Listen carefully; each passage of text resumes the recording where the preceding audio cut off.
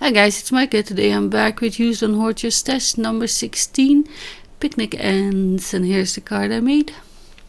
The one that's parachuting in, that is the one that lives in my kitchen, I think. But anyway, let's not go there. Greetings from the Netherlands, it says in Skyline Design, Nederland groetjes. And the ends are from Whimsy Stamps, ends at a picnic. And the sentiments seem fitting because we are still not allowed to go anywhere. So, greetings from my house. Yeah. I will color it with Spectrum Noir markers and some Copic markers. So I will turn on the music now. Hope you enjoy it. And I hope to see you again soon. Thank you for watching. Bye.